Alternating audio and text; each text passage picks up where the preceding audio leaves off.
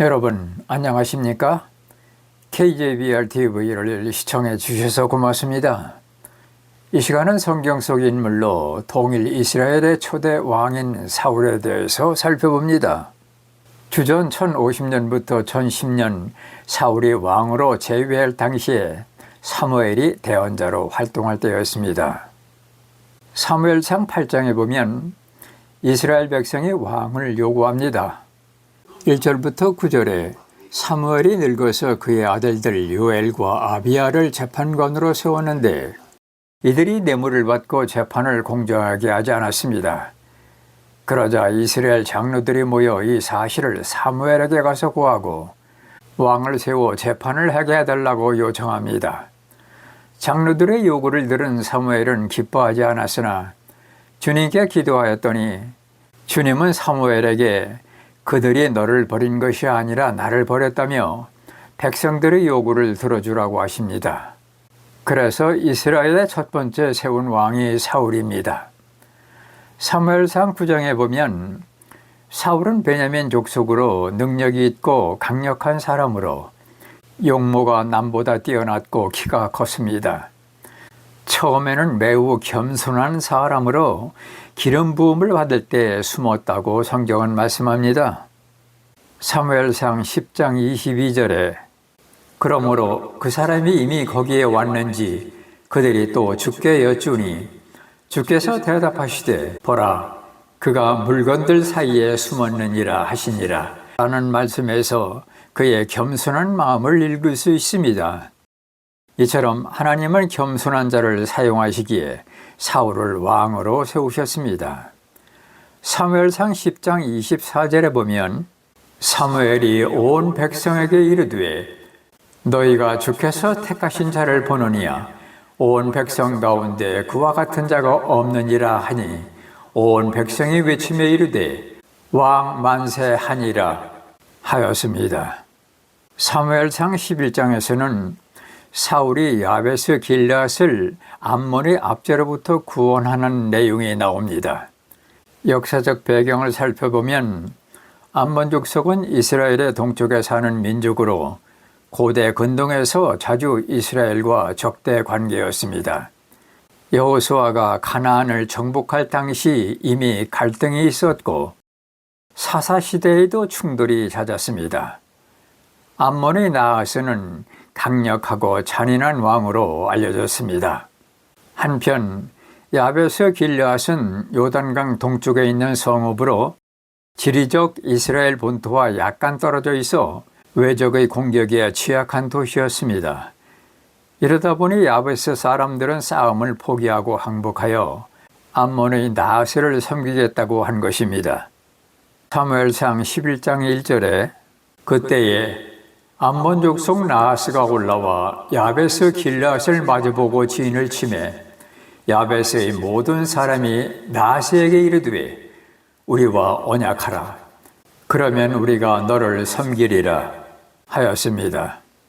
이 소식을 사자들로부터 들은 사울 왕은 사무엘상 11장 6절부터 8절에 하나님의 영이 사울에게 임하자 몹시 분노하여 소 한 마리를 잡아 여러 조각으로 자르고 사자들을 통해 이스라엘 온 지역으로 보내고 누구든지 사울과 사무엘을 따라서 나오지 아니하면 그의 소들도 이렇게 되리라 하였더니 주의 두려움이 백성을 덮치매 이스라엘이 30만 명, 유다가 3만 명이 한 마음으로 나오니라 하였습니다. 사울은 백성을 세 무리로 나누고 새벽에 공격하여 암몬 족속을 물리쳤습니다. 그러자 15절에 온 백성이 길갈로 갔으며 거기서 그들이 길갈에서 주 앞에서 사울을 왕으로 삼고 거기서 주 앞에 화평 헌물 희생물을 희생시켜 드리며 거기서 사울과 이스라엘 모든 사람이 크게 기뻐하였더라 라고 하였습니다.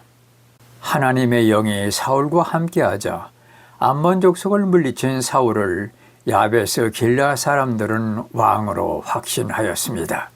사무엘상 12장은 노쇠한 대언자 사무엘이 이스라엘 백성들을 일깨우는 연설을 합니다. 너희가 하나님을 왕으로 섬겨야 함에도 왕을 요구하여 너희를 다스릴 왕을 세웠다며 14절에 너희가 만일 주를 두려워하고 그분을 섬기며 그분의 음성에 순종하고 주의 명령을 거역하려 하지 아니한다면 너희와 또한 너희를 통치하는 왕이 다 주 너희의 하나님을 계속해서 따라야 한다 라고 당부하는 내용입니다. 13장에는 12장과 대조적으로 사울 왕의 몰락이 시작되는 장입니다. 13장 1절부터 6절에 사울 왕이 이스라엘을 2년 통치할 즈음에 사울은 3,000명을 택하여 2,000명은 사울과 믹마스와 베델에 머물게 하고 1,000명은 그의 아들 요나단과 함께 기브아에 두었습니다. 요나단이 블레셋을 공격합니다. 블레셋은 병거가 30,000대, 기병이 6,000명이 믹마스에 진을 치자 이를 본 이스라엘 군대는 전세가 불리함을 느끼고 숨었습니다. 8절에 보니 백성은 흩어지기 시작했고 사울은 일주일을 기다려도 사무엘이 나타나지 않자 사무엘이 드려야 할 번제를 사울이 드렸습니다. 사울이 사무엘을 기다린 것은 약속했기 때문입니다. 사무엘상 10장 8절에 사무엘은 사울에게 다음과 같이 말했습니다. 너는 나보다 앞서 길갈로 내려가라. 보라, 내가 내게 내려가 번제 헌물을 드리고 화평 헌물 희생물을 희생시켜 드리리니 내가 내게 가서 네가 행할 일을 내게 보여줄 때까지 너는 이랫동안 기다리라 라고 당부했습니다. 그런데 사울은 명령을 어기고 번제 헌물을 드렸던 것입니다. 이것은 사무엘과의 약속을 불신한 것이며 하나님의 규례를 어긴 것입니다. 하나님께 드리는 번제는 레위 지파의 제사장만 드릴 수 있는데 사울 왕은 급한 마음에 자신이 제사를 드리는 죄를 범했습니다. 그러면서 사울은 11절부터 12절에서 사무엘에게 변명하였지만 사무엘은 사울에게 13절부터 14절에 어리석은 행동이라며 앞으로 왕권을 잃게 되며 하나님 뜻에 맞는 사람을 세울 것이라고 하였습니다. 하나님의 방법이 아닌 인간의 생각으로 하는 것은 하나님이 기뻐하시지 않으십니다. 13장에서는 이스라엘 군대가 블레셋에 이길 만한 힘이 없는 허약한 상태지만 14장에서는 믿음과 용기를 가진 요나단이 블레셋을 물리칩니다. 15장에서 사울은 아말렉을 진멸하라는 명령을 어기고 아각을 살려주고 가장 좋은 짐승을 남겨두는 불순종을 또다시 합니다. 그 결과 사울은 버림을 받게 됩니다. 1절부터 3절은 아말렉을 진멸하라는 하나님의 명령입니다. 사무엘은 사울에게 하나님께서 아말렉을 완전히 진멸하라고 명령하셨음을 전합니다.